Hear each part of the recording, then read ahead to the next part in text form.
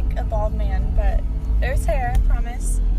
Headed to go pick up some clothes that I took to the second-hand store. And I'm here with my bestie, Bailey. Bailey Grace. Yes, she has a double name. My cat has a middle name. So it's Bailey Grace Krotz is my dog right here. And Elizabeth Leanne Krotz, and she's a bitch. She's evil, but just hanging today. Had some trouble, since you guys know with my PTSD, I have really trouble sleeping, and like normally like you're like, oh yes, I want to sleep, I could sleep all day, and like I was until this stuff happened, and now like I dread going to sleep, and so I didn't fall asleep last night till like, I guess this morning till like 5 a.m. But it's okay. Also, I think I decided that I really need to start, I mean I knew that I did, but I'm really needing to start on my own, you know, looking for a job. And so, what are you doing? I don't know what you're doing. And so I'm trying to think of like, what kind of job do I want? I don't just want any job, because it's something I want to do, and it needs to like, this is a weird like triangle of light. And I want it to like be something that, I guess, sorry, she is so cute. Say hi. Say hi. Something that isn't going to affect my emotions, and like something I want to go do, and something, I mean, good pay obviously, but something with like a schedule that isn't super strict, where if I have a doctor's appointment, if I have like meetings and things like that, I can go to. But I know for sure I don't want to work as a hostess or in a restaurant. Probably my least favorite thing I've ever done.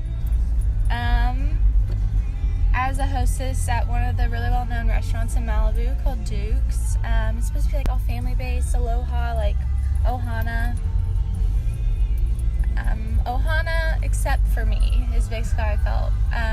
And I just want to be in an atmosphere where like I want to smile, I'm not forced to smile, and yeah, I want to maybe somewhere where I can like use my artistic abilities, or yeah, I don't know, we'll see.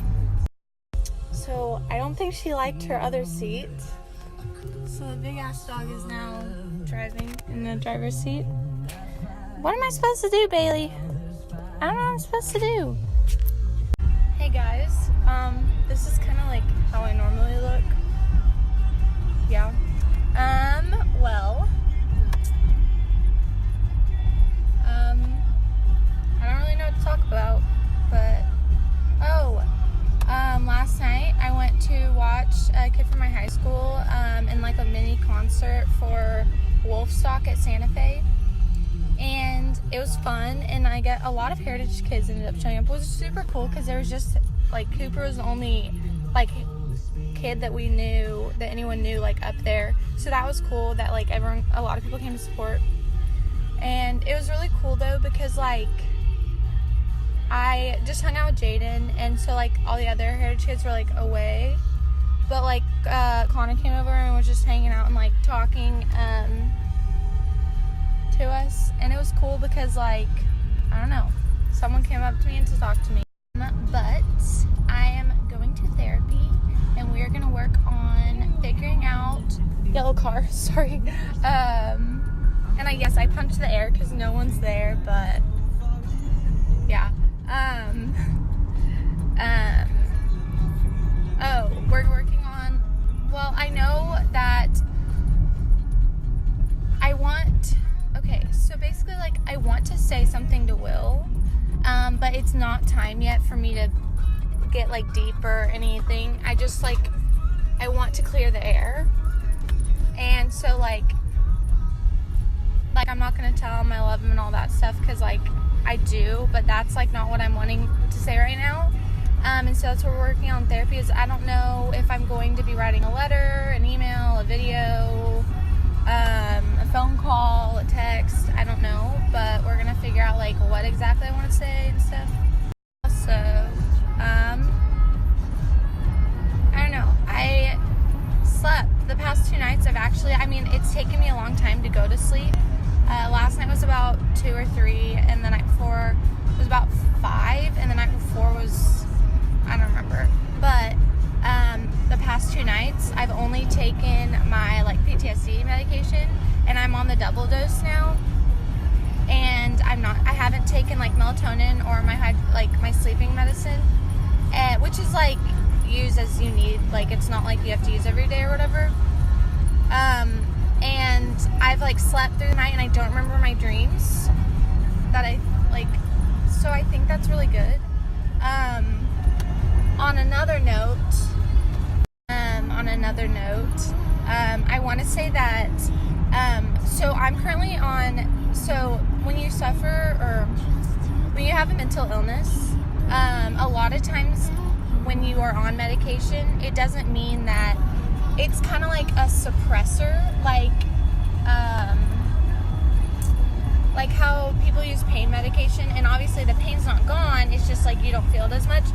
So with antidepressants, it works on like, and anti-anxieties, they kind of like suppress what you're feeling. I don't really know how it works, but they're called psychotropic medications.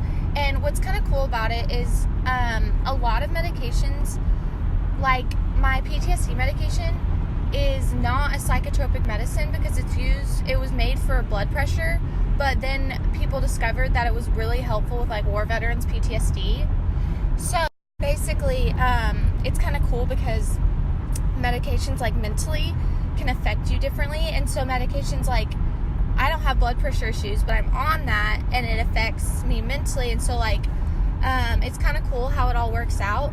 But also if you're on psychotropic or medications for your mind, I don't know how it works for the body, but you can't like just stop or like take it that when you need it, because then it just makes everything worse. You have to take it consistently. And even if like one day you do get off of it, you have to like slowly get off of it. And one of the biggest causes of like people going back into hospitals and stuff is that they think they're doing really well, so they get off their medicine and end up down, like spiraling. And so the thing is like sometimes you end up being on the medicine for like the rest of your life, but it's like it's not a bad thing, I don't think. It's kind of, so there's not really a cure for depression or for like these genetic, because depression and anxiety can be genetic, and bipolar and like certain disorders, but then some like personality disorders are accumulated because of like what you've gone through. So children who are neglected can sometimes develop dissociative personality disorder, and so there's not a cure. So it's like an incurable cancer, because it is the exact same as having any kind of illness in your body. It is like a real thing in your brain. It's not like you're making it up. But it's just hard to see because there isn't like tangible physical symptoms. And so especially people who aren't educated in it, just think you're crazy, you're making things up, or like, come on, snap back. Like, and what's crazy about it is it can be something like, I've had anxiety my whole life, but it can also be where you didn't even know you had it. Or it can be like, so for example, bipolar is something where a lot of times it doesn't show up until you're a young adult. So like, it seems like, oh my gosh, it came out of nowhere, like you can snap back out of it, but it's just hard to realize. And with children, what's hard is children act out, children are moody, especially girls with like hormones and periods and stuff, that people act out and they're moody and stuff. And so you don't realize in children when they do have these issues, I guess. My biggest like concern and like disappointment, I guess, with like society is that society has acknowledged that depression, anxiety and like suicide and things are like crazy high right now, especially in young adults and teenagers. But they just say that, and they say it's because of like stress and drama and social media, but that's not what causes it. A lot of times people say like, oh, we're depressed, but they're really just tired or sad. Not tired, sorry. But people who are depressed, like, it doesn't happen because of social media or happen because of like relationships. That just like triggers like a downfall, I guess, like makes it worse. Yellow car. Yeah, so it's just disappointing that people are like, society is trying to say like that it is real, but they're not educating anybody on like what it is. And so it's hard for people, especially people who have it, to either like realize that it is an issue and it's not something like, oh, everyone has it, like it's not just you, like that doesn't mean you're okay, even if a lot of people have it, you know. It is an issue, like you do need to get treated for it, you do need to get help, you need to get therapy. It's not something that's just like part of life. And that's something that it was like a white noise in my life that like I did not even realize, like, well, I knew it was a thing, but I also like, everyone's like, oh, everyone goes through it, or like you're just depressed. Like I didn't think it was something that like, I don't know, but even in like commercials they're like advertising depression medication, so I'm like, come on, like that's not what depression's like. But like it is, it's different in everyone. And it's really annoying, the fact that like people aren't even able to like identify that they have something, and then people around them make it so much worse because they're like, oh, come on, snap out of it. They're not saying like, go get help, go get treated, because it is an illness. It is a disease. It's just like cancer. It can kill you just the same. It can make you ill. It can make you lose weight. It can make you throw up. It can make you have health issues, which is something people don't realize, is like your mental health can cause physical health issues. And so it is just as, I mean, maybe cancer seems, or like certain illnesses seem like so more like important in the moment, but it isn't, because like honestly it really pisses me off, because if I had to shave my head and lost all my hair, and if I was labeled dying by cancer or was going through chemo, and I have so much respect for people that do, then I would be looked at like, oh, poor you. But then when I have depression and I'm going through, I could die, I am getting worse, like my life is draining out of me, because that is like, it is what it is, feels like, and that is what it is, especially if you don't get help.